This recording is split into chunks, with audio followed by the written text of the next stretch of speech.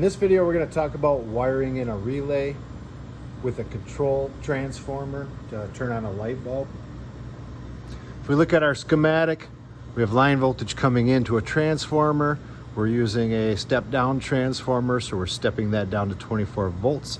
And that means we're going to use our 24-volt relay coil. This one says contactor. We'll do that one in a different video, but we can wire that up the same way. I did put a switch in there so we can control the light bulb. So first thing we're going to want to do is wire in our transformer. So we're going to take that 120 volts and we're going to put that into the primary side of our transformer. Now, secondary, 24 volts coming out.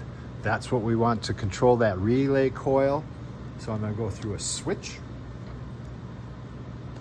Out of that switch, we want to go to our coil.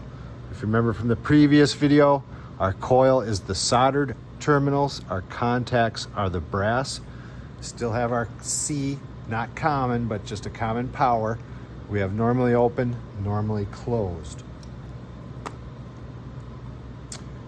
The other side of that contactor coil or relay coil is just going to go back to our secondary. Now, since we need power here all the time, we could take a power wire, go into the power. We're going to come out of our normally open into our light bulb.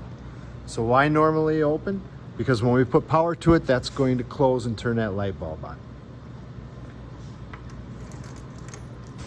And since we left home off of our hot side, we have to return home on our neutral side. So if I put power there, notice our light bulb is not on yet until I flip this switch. That closes that set of contacts.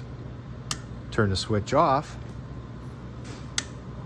and if I put that wire into the normally closed, now as soon as I put power there, that light bulb comes on. If I turn the switch on, it actually kills power to it.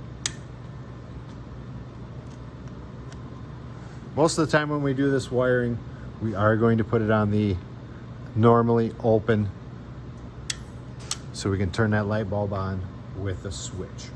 So that's just a quick little wiring example. We're going to be doing several of these in our lab, just like this.